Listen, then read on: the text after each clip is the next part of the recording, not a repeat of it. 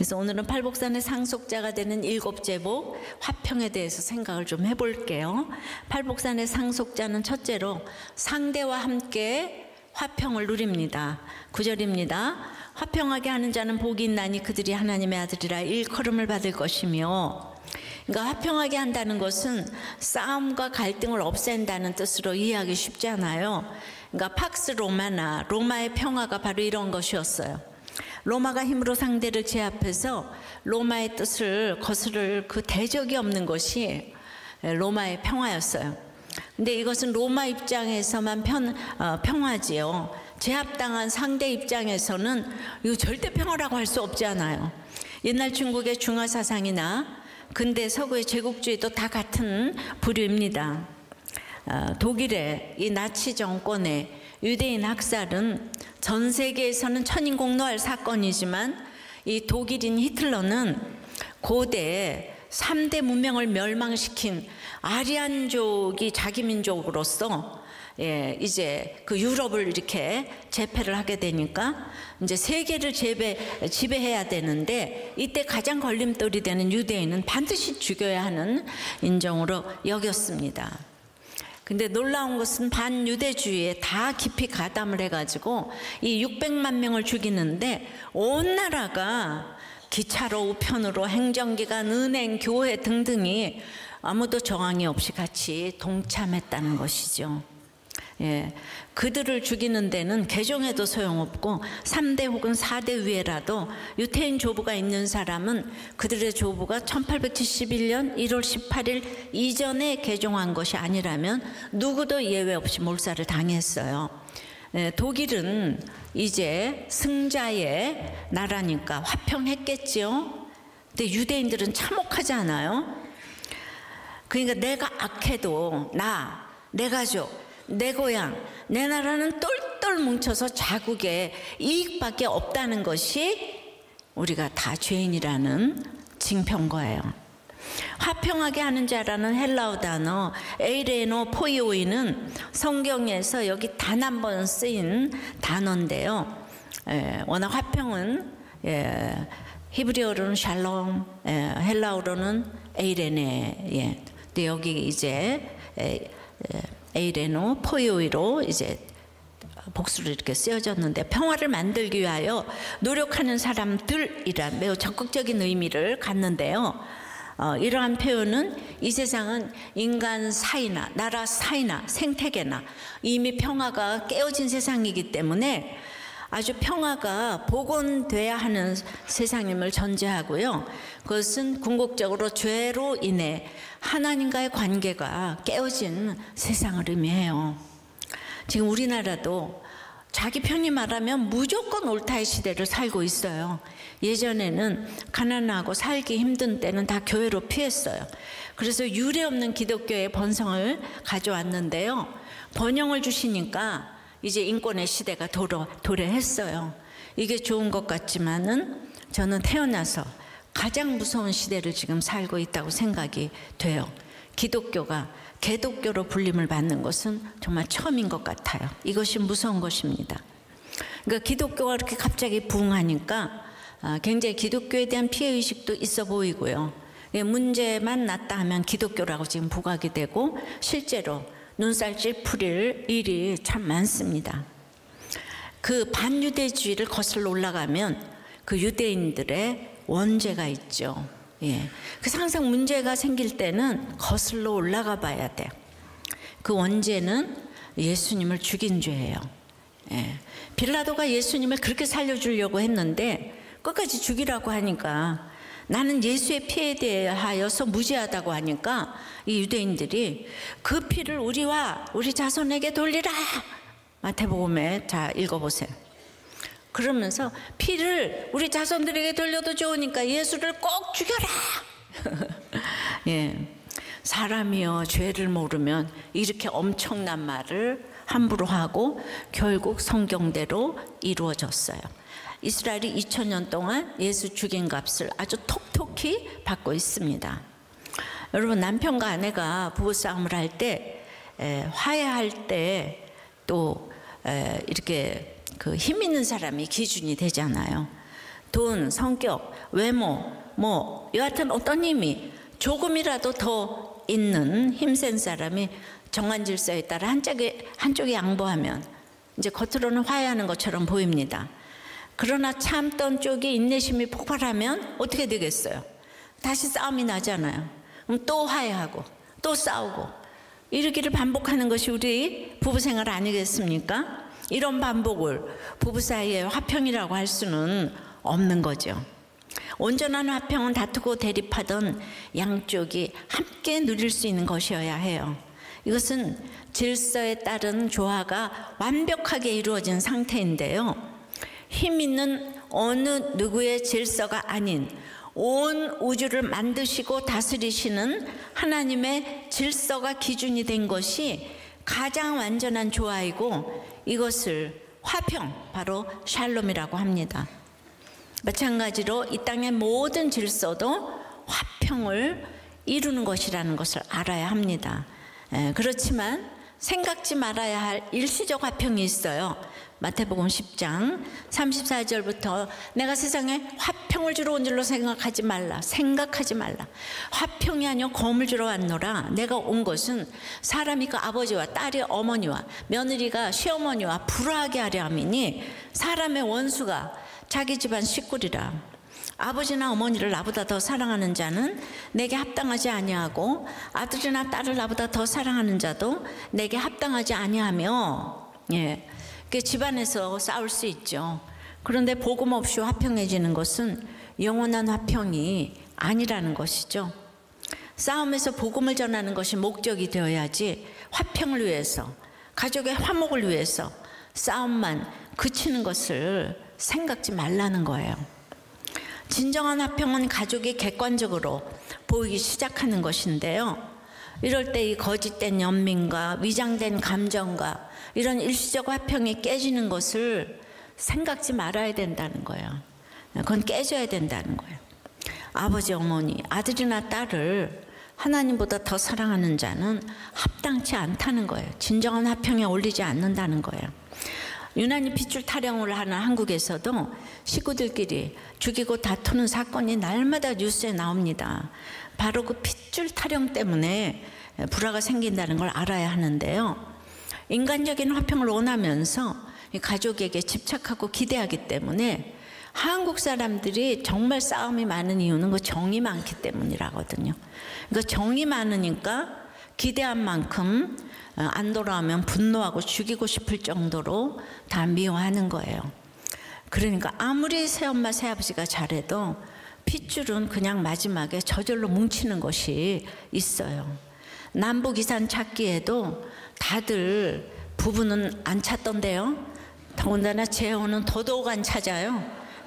그러니까 핏줄만 찾아요. 그래서 이혼은 절대 안 해야 해요. 정말 이혼은 3, 4대로 온 가족이 원수가 되어서 미워하고 분노하고 아주 멘탈이 붕괴되는 것을 수없이 봅니다. 근데 권세와 재물을 포기하면 싸움도 복음 때문에 담대해지고 진정한 평화가 넘치는데요. 이 진정한 화평을 위해서 주님은 일시적인 화평을 깰 수도 있다고 하십니다. 적용 질문이에요. 여러분의 화평은 한쪽짜리 이기적 화평입니까? 양쪽을 위한 이타적인 화평입니까? 일시적인 화평을 지키려고 주의를 어기는 배우자, 자녀를 지금 못 본 채 합니까? 그러다가 마지막에 천국과 지옥으로 갈라지는 원수가 될 수도 있다는 걸 알고 있습니까?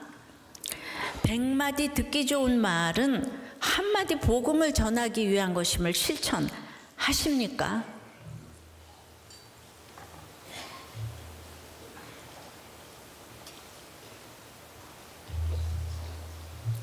한 목자님의 대구 아버님이 갑자기 주무시다가 잘못했습니다 부처님 하나님 하시길래 무슨 꿈을 꾸셨냐고 물어보니까 꿈에 하나님도 보이고 부처님도 보였대요. 여러분 그렇다고 양쪽의 화평을 부처님 하나님에게서 찾으시면 안 됩니다. 이 아버님은 세례 받으시기 바래요. 아들이 원하시니까 꼭 받으시기 바래요. 자, 팔복산의 상속자는 그러니까 양쪽의 화평을 다 원해야 되는데 그것은 십자가의 피로 화평을 이룹니다. 9절에 화평하게 하는 자는 복이 있나니 그들이 하나님의 아들이라 일컬음을 받을 것이며, 그 화평하게 하는 자의 동사형이 또 신약에서 딱 한 번 나오는데요. 골로새서 1장 20절이에요.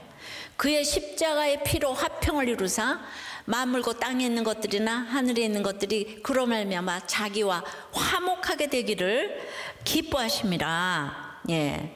그러니까 이제 화목하게 되는 길은 십자가밖에 없는데요. 말씀에 대한 순종으로 한 사람이 죽어지고 썩어지고 미랄이 되었을 때 하나님과 모든 사람을 화목해 했어요. 그래서 바울은 로마서 8장 17절에서 이렇게 말하는 거예요. 자녀이면 또한 상속자, 곧 하나님의 상속자요, 그리스도와 함께한 상속자니 우리가 그와 함께 영광을 받기 위하여 고난도 함께 받아야 할 것이니라. 이 구절이 하나님의 상속자란 단어와 그리스도와 함께한 상속자라는 표현이 나오는 유일한 구절이에요. 예, 그러니까 우리가 하나님의 아들 그리스도와 똑같이 상속을 받는 상속자 신분인 하나님의 자녀가 되었다는 거예요. 그런데 빠질 수 없는 게 뭐예요? 지금 고난을 함께 받으라 그러잖아요. 영광을 받기 위한 이 고난, 면류관을 쓰기 위한 이 십자가의 가시관을 받아야, 예, 그게 혼자 받는 게 아니고 주님과 함께 받으니까 힘들지만 따라갈 사람이, 본을 보고 따라갈 사람이 예수 그리스도. 우리가 공동으로 상속자가 됐다 이겁니다. 공동 상속인. 아시겠죠? 우리가 대단한 정말 신분이에요. 그래서 주님 우리에게 화목하게 하는 직분을 주셨어요. 고린도후서 보면. 그러니까 예수님이 십자가로 우리를 하나님과 화목하게 화평하게 하신 것처럼 우리도 가족과 이웃을 십자가를 길러놓고 화목하게 해야 할 사명을 받은 거예요. 예, 십자가로 화목하게 해야 돼. 입으로만 아니고. 야고보 사도는 야고보 2장 5절에서 내 사랑하는 형제들아 들을지어다 하나님이 세상에서 가난한 자들을 택하사 믿음에 부요케 하시고 또 자기를 사랑하는 자들에게 약속하신 나라를 상속으로 받게 하지 아니하였느냐. 하나님이 세상에 대하여는 가난한 자를 택하셨다는 것을 들을지어다의 명령으로 지금 우리가 들어야 해요. 예, 그러니까 여러분 뭐가 가난해요? 그러니까 재물과 용모와 스펙과 여러 가지 환경 등을 인정받고 있는 부분에서 가난해지기란 인간의 죄성으로는 거의 불가능합니다. 예, 예쁜 사람, 돈 많은 사람, 뭐 스펙 있는 사람, 예, 불가능해요. 예, 가난해지지 않아요. 그러므로 우리가 믿음은 그 가난한 부자가 믿음에 부여하면 너무 좋겠지만 그런 모델을 찾기가 쉽지가 않아요. 부여한 사람이 믿음에도, 부자가 믿음에도 부여하면 좋겠는데, 자 그러면은 아내나 남편이 인생의 왼수 같은가요? 예. 근데 생각해 보세요. 여러분들이 마음에 쏙 드는 배우자하고 살고 있다면, 예, 이 세상에서 최고의 신랑이신 주님을 사모하시겠어요? 배우자가 마음에 안 드는 만큼만 내 신랑 주님을 사모하게 돼 있다니까요. 제가 뺑덕엄이라서 드리는 말씀은 아니고요. 그러니까 자꾸 배우자 바꿀 생각하지 마시고요. 주님 신랑 만나는 기회가 되시길 바랍니다. 별 인생이 없으니까 고쳐 쓰세요. 예, 정말 아주 진심으로 드리는 말이에요. 다른 것도 다 마찬가지예요. 육이 무너지는 것만큼만 영이 세워져서 주님이 보이는 거예요. 예, 지금 완전히 다 금그릇인데 보이겠습니까? 38절에 또 자기 십자가를 지고 나를 따르지 않는 자도 내게 합당치 아니하니라. 예, 우리는 특별히 여기서 자녀가 다 많이 나왔잖아요. 예, 그러니까 이제 자녀, 아까 핏줄 타령도 했지만 나의 분신 같은 자녀를 주님보다 사랑하지 않으려면 자기 부인이 필요해요. 그런데 내 자녀 품질이 좋으면 교만해서 자기 부인이 필요하고, 품질이 나빠도 열등감으로 다 딸을 해대기에 자기 부인이 필요해요. 그러니까 이 땅에서 썩어질 것을 버림으로 얻는 종교가 기독교라고요. 그러니까 예수님이 자기가 져야 할 십자가를 바라보며 나를 따르라 하신 것처럼 우리도 다 내가 져야 할 십자가의 처형장을 바라보면서 나를 따르라. 그러니까 여러분들이 십자가를 길러 놓는 거, 이게 너무 중요하다고요. 그러니까 자꾸 이혼하고 뭐 그만두고 뭐 이러면서 나를 따르라 그러시면 안 돼요. 힘든 아내 남편과 사는 게 얼마나 자녀를 주께로 인도하는 비결인지 몰라요. 거기서 이혼하고 이게 환경을 바꾸려고 그러면 안 되는 거예요. 우리 똑같이 예수님과 똑같은 인생 살아야 합니다. 그러니까 주님보다 더 사랑하는 것이 화평을 막아요. 여러분들은 그 환경을 피해서 내가 좋은, 이게 싸움이 없어. 그냥 저기 뭐 술 먹고 난리를 쳐서 헤어져서 화평을 주려고 하지만 그거가 깨어져야 할 일시적인 화평이라는 거예요. 그 주님보다 더 사랑해서 그렇게 갔는데 본질적인 화평을 막는 거예요. 주님과의 화평을, 그 일시적인 화평을 깨지를 못해가지고 그게 막는 거예요. 자, 유대인들은요 2000년 동안 죄값을 지금 받아옵니다만 그들이 1941년에서 44년까지 유대인들이 유럽 전역에서 잡혀왔어요. 독일이 이제 승기를 잡았기 때문에 모두가 독일의 식민지잖아요. 그러니까 얼마나 무서웠겠습니까? 4대째까지 유태인이라고 유자만 들어가도 다 잡아왔는데 그 무서운 가운데서도 이들은요 가스실에 들어가서 한결같이 항거하지 않고 순종하며 조용히 죽어갔다는 거예요. 그것 때문에 세계는 그 후에, 종전 후에 너무 놀랐다는 거예요. 유대인들이 600만 명이 항거하지 않아서. 그럼 여기서 제가 이제 이거는 무슨 책에 나온 얘기가 아니고 제가 묵상한 거기 때문에 그럼 이게 자기 부인일까요? 이게 자기 부인일까요? 생각해 보세요. 유대인들은 정말 예수님의 친족이잖아요. 바울이 그 유대인들을 위해 그다지도 기도했지만은 그 기가 막힌 학살을 당했는데도 그들의 조상은 누군가 하면 아브라함과 다윗 모세인 거예요. 그래서 유대인의 가정교육 외치면서 앞다퉈가면서 탈무드 토라를 다 읽히잖아요. 세계도 그들이 너무 똑똑하고 부자이기 때문에 다 따라합니다. 그들이 세계 경제를 지금 주름 잡고 있잖아요. 그 얼마 안 되는 사람들이.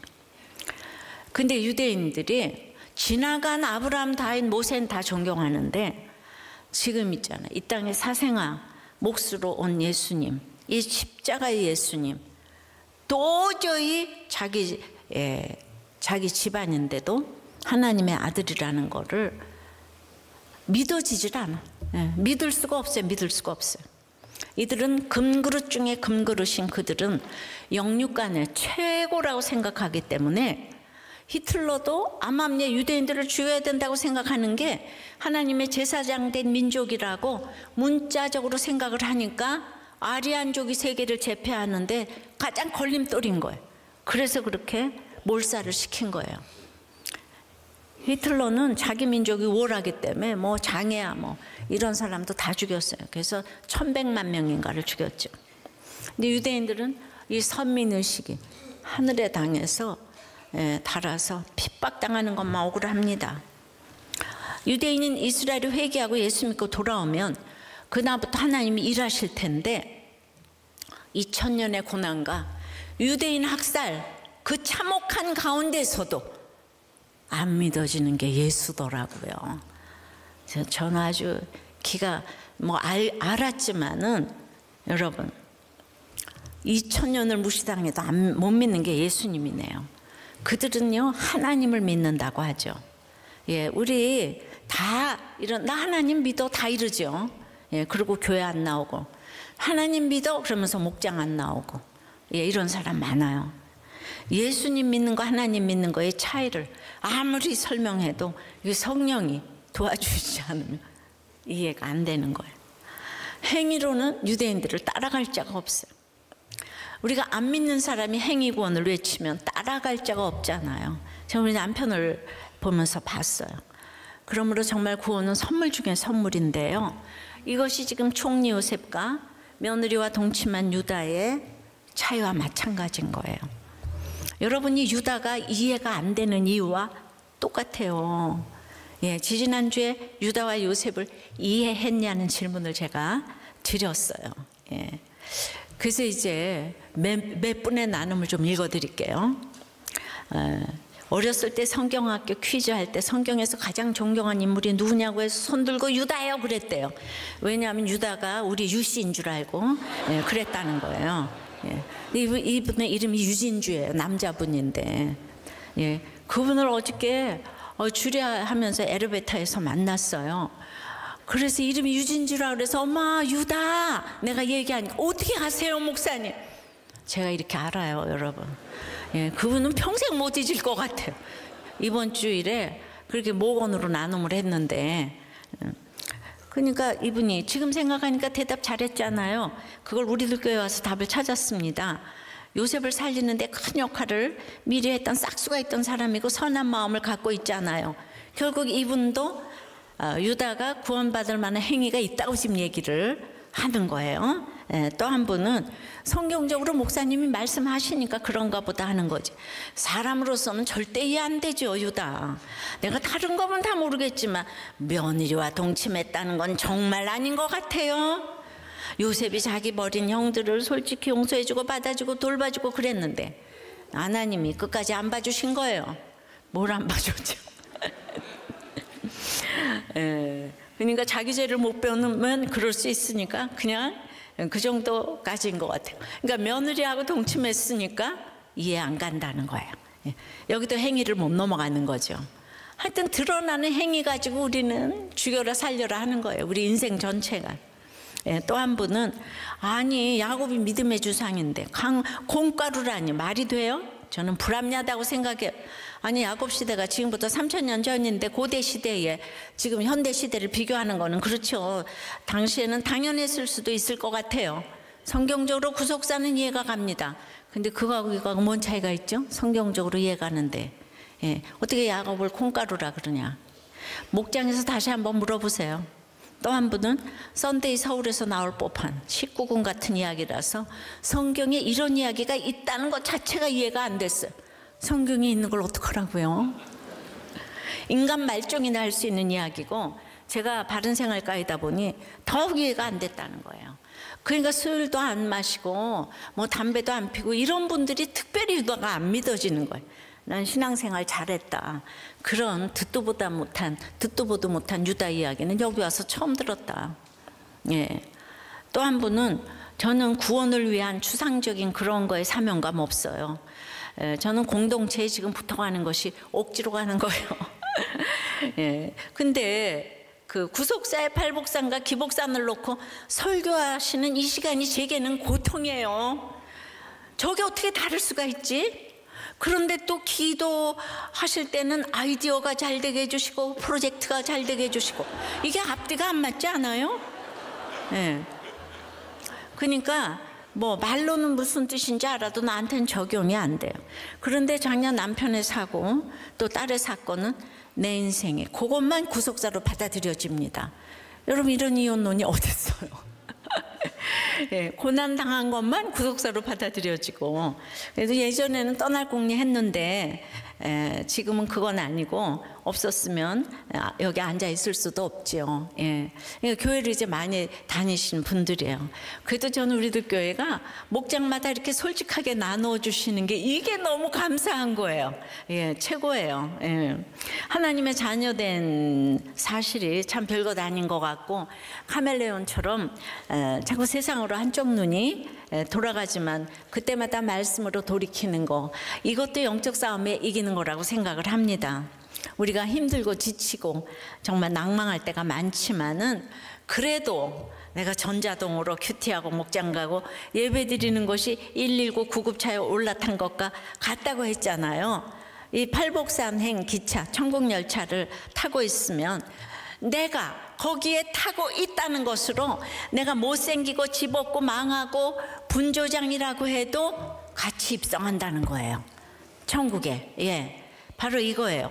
근데 내가 스펙이 좋고 대단하고 내 열심, 헌신, 구제, 성품이 아무리 훌륭해도 구원열차, 팔복열차에서 내리면 꽝이라 이거예요. 내리면 그 사람이 잘나서 지금 기차 타고 가는 거 아니잖아요.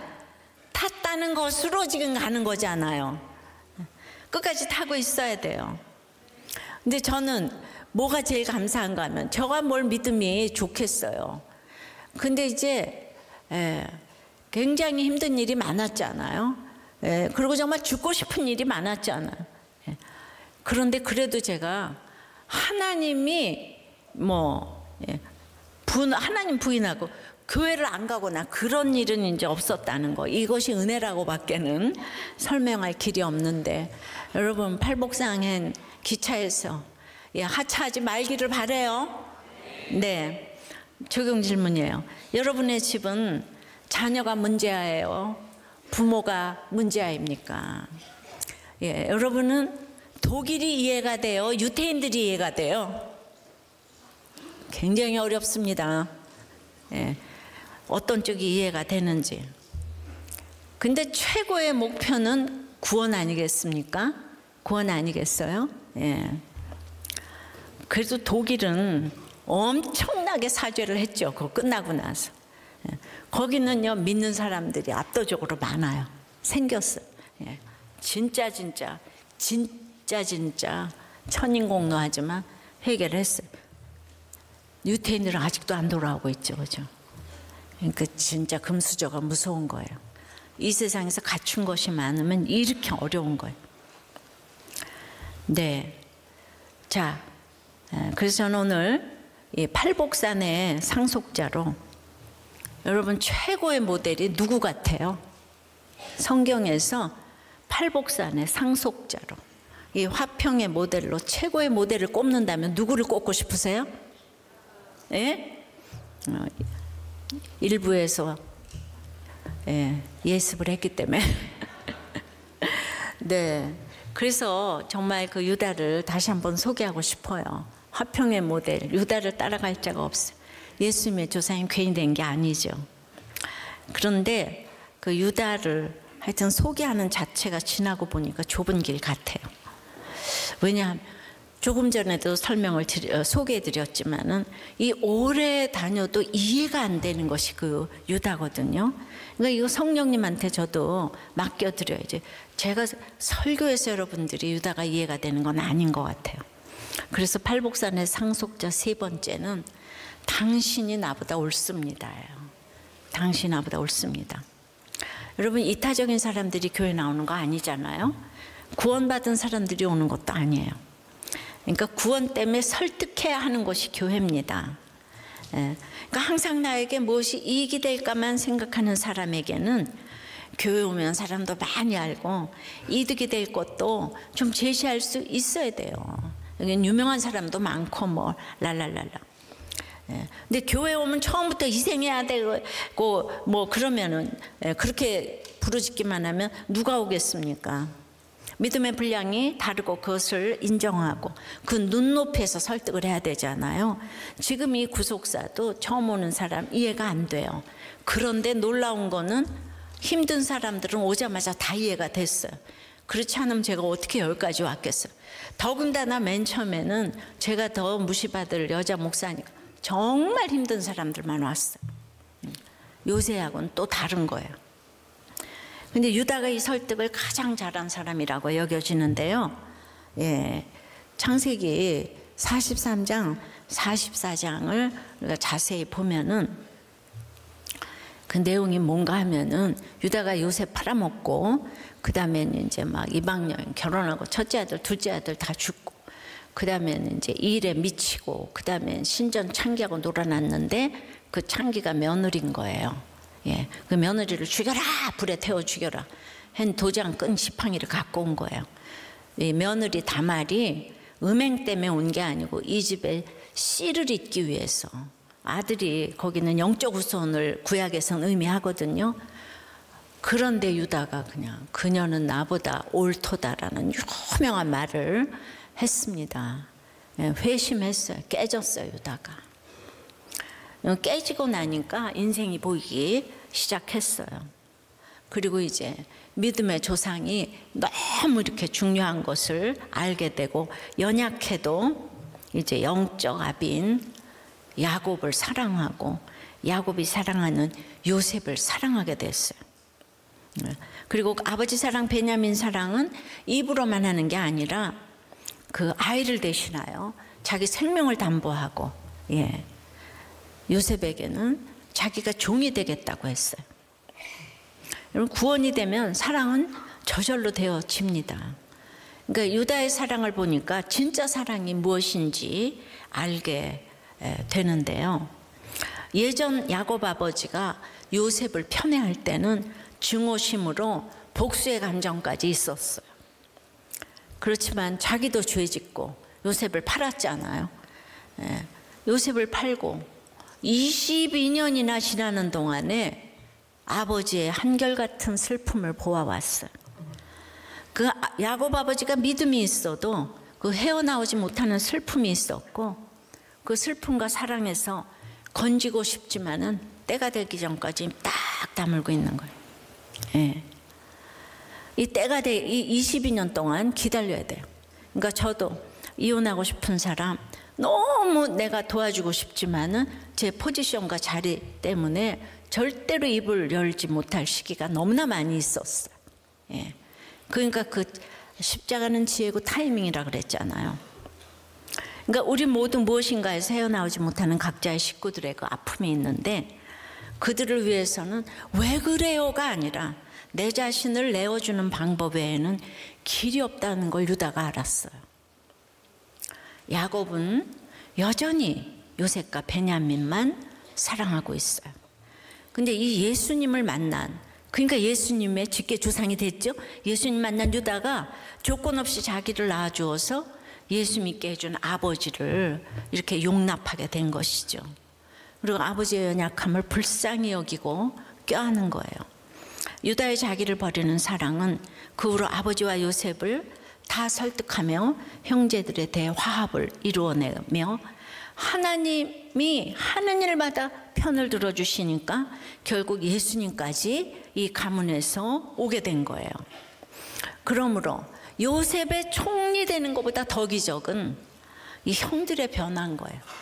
형들이 변화가 되니까 마지막에 요셉도 자기 죄를 보죠. 요셉도 얼마나 자기 그 베냐민만 끼고 도는지 몰라요. 형들하고 완전히 차별을 하죠. 그걸 깨닫게 됐어요. 그 유다의 그 정말 그 사랑으로, 하나님의 작품입니다. 그야말로 유다는 화평의 천사입니다. 그 이유가 뭡니까? 유다는 자타가 공인하는 만고의 죄인이기 때문이에요. 죄인. 이런 사람이 화평케 하는 자예요. 유다는 행위가 아닌 믿음의 조상인 아버지를 무조건 사랑합니다. 유다는 화평의 모델 맞습니다. 왜냐하면 요셉은 마지막에 믿음의 조상인 아버지 야곱을 기뻐하지 아니하였다. 창세기 48장. 그렇게 끝납니다. 왜 자기 아들 에브라임 므낫세 장자 차자를 거꾸로 어긋맞게 안수합니까? 아버지 틀렸어요 하고 행위에 옳고 그름으로 화를 내는 장면이 요셉과 야곱과의 마지막 대화 장면이에요. 그러니까 화평이 아니고 화를 내면서 분쟁으로 끝났어요. 요셉과 아버지는. 그에 비해 유다는 끝까지 야곱을 22년 동안 기다려주고, 요셉 자기가 나서지 않았죠. 때가 되니까 야곱, 요셉 형제들을 화해시키는 이 화평의 천사로 모습을 보여줍니다. 이야말로 구속사의 정점이라고 할 수 있습니다. 여러분 다시 지금 팔복을 듣게 하시는 이유가 있다고 생각해요. 예전에는 제가 한 주일에 있어 팔복 설교를 다 했는데, 그때도 여러분들이 구속사로 들으니까 이제 놀랐는데, 이거 지금 구약 전체를 지금 제가 다시 요약하고 있는 거예요. 구속사로 완전 구속사로. 이것만 다시 읽어도 성경 전체를 여러분들이 알게 되니까 팔복설교 끝나도 계속 좀 들어보시기 바라요. 남편은 생각지도 않게 내가 생명을 담보하고 기도하게 하셔서 구원받았어요. 그러면 우리 남편이 구원받을 만한 공로가 있어서 내가 생명 내놓고 기도했나요? 네. 그런데 나에게는 눈 한 번만 딱 떠도 알았어요 그리고 목숨 내놓고 기도해 줄 사람이 있을까 생각해 봤어요. 그보다는 아직도 제가 알았어요 하는 사람이 압도적으로 많아요. 예. 우리 남편은 왜 그렇게 그야말로 사랑을 받고 갔을까? 이런 목회자 만들었기 때문에 하나님이 만세 전부터 사랑하셔가지고 제가 이 순종케 하신 게 아닌가. 그러니까 이제 화평케 하는 자도 공로나 자격으로 하는 자는 한 사람도 없다는 얘기예요. 예. 이게 뭐가 다들 지금 이해가 안 되는 것이 다 행위로.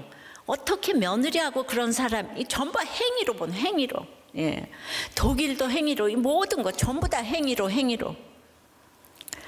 막 저에게 알았어요 하는 사람들은 목회자도 되고 목회도 잘할 것 같은데요.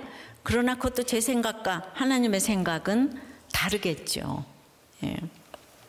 다말이 자기 집안의 씨를 위해 그 수치를 감당했기 때문에 유다는 며느리보다 못한 자신을 지금 보면서 그냥 일생 겸손하게 살았어요. 예. 믿음의 적용 며느리가 한 거예요. 여러분 이런 또 질문이 들어요. 똑같은 사건에서 아브라함의 조카 롯은 딸들과 동침했지만은 그거하고 뭔 차이가 있어요? 시아버지 며느리하고 아버지하고 딸, 예, 이게 뭔 차이가 있어요? 예, 이게 분별이 안 되죠. 근데 여기는 예수님의 직계조상이 됐고, 이 롯의 딸이랑 동침한 모압과 암몬은 여호와의 총에 못 들어왔어요. 이단의 괴수가 됐어요. 여긴 예수님의 직계조상이 됐어요. 이게 분별이 안 되실 거예요. 다말은 도장과 끈과 지팡이를 가지고 영적 기업인 자손을 위해서 왔다는 얘기인 거예요. 수치를 무릅쓰고 음행 때문에 온 게 아니고 그 수치를 무릅쓰고 우리가 목장에서 다 오픈하잖아요. 우리 집안의 구원을 위해서, 아이들이 예수 믿게 하기 위해서, 이건 거예요. 근데 여러분 가장 중요한 것은 유다가 화평의 메신저가 됐다고 해도 사는 날까지 칭송을 받은 사람은 요셉이에요. 이걸 봐야 돼요. 유다는 며느리 사건 이후 회심하고 그 후로 그림자같이 있다가 22년 만에 화평의 중재자가 됩니다. 그러나 그는 이미 이 땅에서 하나님의 아들로 일컫는 사람이기 때문에 하나님의 영광을 등에 짊어지고 살기 때문에 그는 비교하지 않아요. 요셉을 시기하지 않아요. 예. 야곱 보고 정죄하지 않아요. 자기 죄를 알아요. 주제를 알아요. 그래서 늘 입을 다물어요. 예. 이 땅에서 그렇게 산다고 유다가 나는 그렇게 살기 싫어가 아니고 하나님의 영광을 등에 짊어졌기 때문에 남들이 보기에는 찌질해 보여도 상상할 수 없는 하나님 나라가 그에게 임했기 때문에 이렇게 살 수 있는 거예요. 그 억지로 어떻게 그렇게 살겠습니까? 그러나 유다는 총리 요셉과 비교할 수 없이 나중에 창대합니다. 여러분 예수의 씨인 유다와 예수의 표상인 요셉은 하늘과 땅 차이인 거예요. 아셨어요? 예. 여기는 이 모조고 여기는 진짜인 거예요. 예. 씨는 예수님의 직계 조상이라는 거잖아요. 그러니까 지금은 비록 땅에서 살아도 그 하나님 나라의 창대함을 이 세상에서 보일 수 있는 길이 화평케 하는 거예요. 그래서 하나님의 성격인 거예요, 화평이. 그래서 당신이 나보다 옳습니다. 그 말을 하는 사람은 예수의 씨 맞습니다. 예. 정말 여러분 연습 좀 해보세요. 하도 안 되면 거울 보고 혼자 해봐요. 당신이 옳습니다. 거울에 있는 자기 보고 당신이 옳습니다 하면은 안 될까요? 가난의 애통과 온유와 긍휼을 얻기 위해서 이제 그 하나님과의 화평, 하나님과의 화평은 내가 정말 죄가 가로막혀 있어서 화평하지 못하지 않아요? 내 죄를 깨달으면. 근데 여러분들 나눔 중에서는 왜 자꾸 죄를 보라 그러냐? 예배만 오면 되지. 그거 너무 싫다 이러는데, 그러면 이제 막힌 다음에 허물어지질 않아서 화평이 없어요. 그러면 내 자신과의 화평이 이루어지지 않으면 당연히 이웃과의 화평도 없는 거죠. 하나님과의 화평이 있어야 돼요. 그래서 이제 그래야 내 자신 이웃과의 화평이 따라옵니다. 지난 그 스가랴 금요일날 큐티 본문 8장 16절에 너희가 행할 일은 이러하니라 너희는 이웃과 더불어 진리를 말하며 너희 성문에서 진실하고 화평한 재판을 베풀고 라고 하세요. 그러니까 우리가 사건이 왔을 때 두려운 이유가 무엇입니까? 사건 자체 때문이라기보다는 그것에 대해서 진실을 말하지 못하기 때문 아니겠어요? 아이가 백자를 깼어요. 근데 그거가 뭐가 무서워요? 그걸 말하지 못하는 게 지금 무섭지, 그죠? 근데 그거 지나갈 건데 내가 그걸 말하면 너무 불이익을 받게 되니까 이게 자꾸 숨기고 싶잖아요. 진리와 진실을 말하는 것은 너무 외로운 길이에요. 진실은 그저 모든 것을 까발리고 옳은 말을 하는 게 아니에요. 맨날 팩트 팩트 이러는데 우리가 구원 때문에 진리와 진실을 이야기해야 하지만 각자의 믿음의 분량과 행위의 분량이 다른 것을 인정해야 합니다. 그래서 진리와 진실을 말할 때는 화평이 수반돼야 된다고 하지 않아요. 금요일날 큐티 하셔서 들으셨죠? 이 마음을 너무 잘 알겠는 거예요. 제가 이 세상에서 뭘 해도 그렇게 별로 재미가 없는 거예요. 학교를 가도 피아노를 쳐도 아마 귀신같이 피아노 쳐서 음악에 도취됐다면은 또 그게 뭔가 있었을 텐데 지금 택자가 돼가지고 재밌는 것이 없다고 회개를 하니까 그 유다가 깨달아졌어요. 이제 그 다음서부터 이렇게 한결같이 오게 하셨는데 그것은 하나님의 아들로 자리매김하는 것이 무엇인지 알았기 때문이죠. 그러니까 여러분들 사명은 다 십자가예요. 여러분이 아무리 힘들어도 저처럼 이렇게 하루 종일 책상에 앉아있는 사람은 없을 것 같아요. 정말 과장해서 24시간 그냥 앉아있어요. 근데 여러분들의 배우자가 당신 하루 종일 책상에 앉아있어 이러면은 그런 고문이 어디 있겠어요? 여러분은 지금 그 상황을 하늘이 내린 복으로 알고 감사하면서 가세요. 그러니까 점점 살려야 될 사람이 많고, 그래서 진짜 팔다리 허리 안 아픈 데가 없는데 이 늙었는데 책상에 하루 종일 앉아 있는 거 이거 고문이에요. 근데 시간 가는 줄 모르니까 그렇게 또 이제 앉아 있는 거죠. 우리가 다 밑동 잘린 나무인데 이 짧은 인생에서 그 다른 나무까지 살리고 가야 하는 게 이게 얼마나 사람으로선 할 일이 아닌 거죠. 주님이 물과 불에 동행해 주시고 그래서 이제 통과하고 있는 거죠. 그래도 날마다 물에 들어가고 불에 들어가고 하니까 쉽지가 않아요. 아주 날마다 두려워요. 두려워요. 겪지 않아도 될 일을 날마다 겪고 있어요. 그래도 두려워 말라. 내가 너를 지명하여 불렀나니 너는 내 것이라. 너는 내 아들이라. 아주 이번 주도 읊조리면서 지냈어요. 그런 별 인생이 없습니다. 저는 이제 유다가 이해된다는 것이 이게 십자가 길인 것 같아요. 그러니까 맨 처음에는 너무 기뻐서 딴 사람들한테 전하니까 다 죽지도 않고 이혼도 안 하니까 계속 전했는데 깨닫는 것도 설교하는 것도 처방하는 것도 언제나 보면 거부감이 큰 분들이 언제나 있어 왔어요. 그래서 그냥 눈물이 저절로 흘러요. 근데 제가 상속자 맞기 때문에 또 일어나고 또 일어나서 이제 지금 걸어가는 거죠. 근데 이 성경이 구속사기 때문에 꼭 살아나는 분들이 꼭 한 분이라도 있는 거예요. 그건 그분 때문에 내가 얘기해야 되는 거예요. 그래서 여기까지 왔어요. 그래도 인류는 지금까지 요셉만 좋아하기 때문에 유다는 이름도 갖다 쓰기 싫어해요. 그래가지고 드디어 신약에 와서는 예수님까지 팔아먹었어요. 유다는 아주 그냥 씨를 말렸어요, 하나님이. 내가 아무것도 모르니까 여기까지 온 것 같다는 생각도 들어요. 그래도 1인 기업의 대가로 자리매김한 이 공병호 경영연구소 소장이 전하는 성공의 비결은 너무나 뜻밖의 단순한 거예요. 자신의 탓으로 돌리고 자기 안에서 해결책을 찾으면 그때부터 부자의 길에 들어선대요. 근데 문제를 타인에게 돌리기 시작하면 그때부터 가난한 자의 길로 들어서게 된다는 거예요. 근데 우리 사회 문제가 그 책임을 남 탓, 사회 탓으로 돌리는 데서 비롯됐다고 하는데, 그러니까 당신은 나보다 옳습니다는 손해가 아니라 부자의 비결 맞습니다. 예수님의 화평의 비결인데 복받지 않겠습니까? 지금 당신이 나보다 옳습니다가 교회의 표어예요. 이거 아무리 설명해도 지나치지 않아요. 이런 사람이 하나님의 아들로 일컫는다고 하십니다. 적용 질문이에요.